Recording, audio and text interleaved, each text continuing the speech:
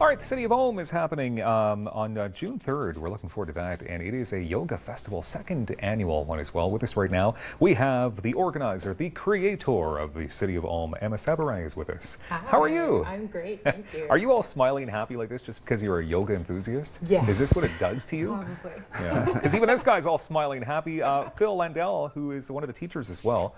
And so you teach out of Pure as well? That's right. Where is that located? So 3 locations, 1 in Westboro Okay. and 2 on Bank Street. Okay, so which one can we find you at specifically? All 3. Or you just yoga your way into all of them? That's right. Okay, makes sense. I know you guys are going to put me to the test here because we're going to do some yoga. Yes. And I've never really actually done a yoga class or anything in my life, and I hear nothing but good things about yoga. So let's go back a couple of years. Second annual. Emma, why did we decide to put this festival together? So it was kind of born from this sense of wanting to create a community and bring yoga more visibly to Ottawa and get people out who maybe would never have heard of yoga, and put out that awareness that it is something that everybody can do. Like if you can breathe, you can do yoga. You don't need to be bendable or flexible or fit. It's something that anybody can come into. And there's so many benefits, physical, emotional, psychological, from practicing. So, And Phil, so she says that people don't really have to have experience, and if you can breathe, you can do it. Is it really as simple as that, though? It can be, yeah. Yeah. It's all about your approach to the practice. And I guess doing more and more yoga, you start to understand that it doesn't matter where you're at in the practice, but you do see some small progressions in mobility and movement and breath, awareness, and all those things come into play, and I mean, start to create a more conscious living approach to life. Yeah. I just hear the number one benefit about yoga is you just feel better mentally.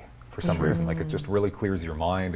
That whole Zen approach, I guess. When you can tell I'm not a yoga enthusiast at all. Like I don't know much about it, but I've heard so many good things about it. Oh, he says you will be, you will be by the end of this. Okay, so it's happening at Lansdowne Park. But where exactly in Lansdowne Park? What exactly is happening that day? So it's a full day of both indoor and outdoor yoga classes to suit all levels. And so there's classes taking place on the Great Lawn behind the stadium, inside the horticulture building, and inside the Aberdeen Pavilion. And then we've got tons of free workshops as well, in Artisan and Vendor Village, and there's also a 5K run. Wow. Okay. Are you going to be yogaing while you're?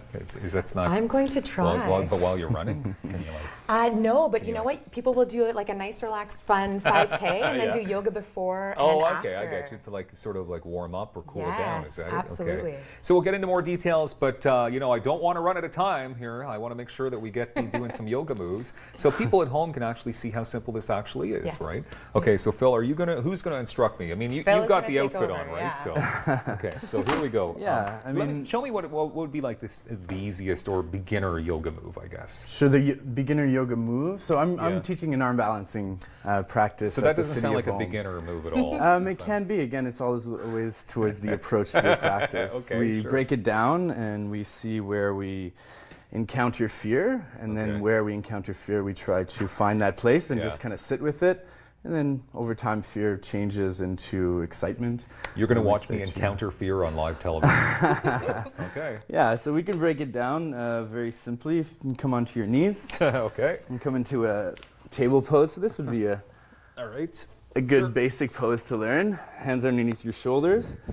Keep your fingertips nice spread out. Okay, how am I doing here, Emma? Am I good? Or? Yeah, it looks good. They're a bit wide, so your shoulders are not that wide. You can walk your hands in a little bit closer in. Perfect. Spread your fingertips that wide and then grip to your fingertips as well, almost like you're pulling through the center of the palm. How does this look? Yeah, that's good. All right. I'll try to keep this knuckle grounded, so it's like a pronation in the forearm. So the hand, so you can take your left hand and grab your right forearm. Okay. Yeah, and then rotate it inwardly until you feel this knuckle behind your index finger ground. Yeah, okay. Yeah, and then take your left hand and grab your right bicep. Yeah, and then rotate it outwardly. There you go. So now we're stabilizing the shoulder, stabilizing the wrist, and we're creating a bit of torque, so we can find more and more stability into our shoulders. So one of the basic moves, I guess one of the moves you'll find in most classes is downward facing dog, which is a great prep for handstands. We might not do handstands today, but the downward facing dog, is this something I need to do on television? I think you did it last year. Did I? Okay, yeah, so tuck in your toes. Tuck in my toes? Yeah, and then just hover your knees for a second. Ooh. Just find stability in the shoulders, press the floor away. And then try to straighten out your arms, pull the elbows in towards the center line. Am I Are doing you breathing? it trying to. Good. So the first step is how you're breathing, and then we can go and progress more. See if time you do can we lift your have? hips up, Okay. shift your hips back, and lift your hips up. Am I doing towards this the right? sky. I think you are. It's not about doing it right. It's just about exploring a little bit of discomfort. How's this? Bend the knees generously. Lift your hips up high. Try to shoot your chest towards your thighs. You do have a pretty tight jacket on, so we're going to take a little break from that. All right, okay.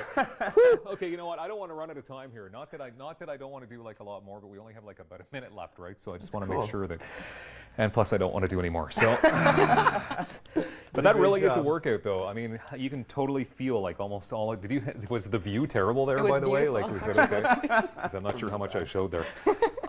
But you can really feel it, though. I mean, you can feel your whole body. So I prefer to run myself. So, but you don't get that whole body feel like when you're just running, because you just usually feel the legs and the. Yeah, but yoga's a great cross-training opportunity That's for right. runners, right? Yeah. To build that flexibility, that mindfulness. Okay. the So, breath, yeah. Phil, will you be on hand then?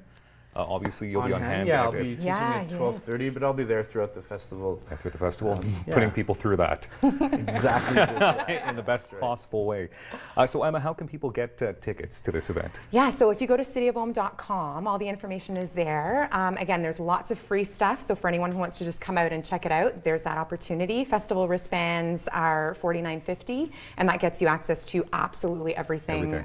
Festival day as well. Which is wonderful and fun, and I am being silly and all that, but it is a good time, and you can totally feel the total body workout with only like 10 seconds we did there. So, Phil, thank you very much for being here and for being part of the City of Ohm, and Emma, thank you, Emma Sabourin. Thank you. Incredible festival, and we're looking forward to this on Saturday, June 3rd at Lansdowne Park. Amazing. We appreciate your time as always, and we've got more daytime coming up. Wardrobe stylist Rania Abdullah is next with some hot summer fashions.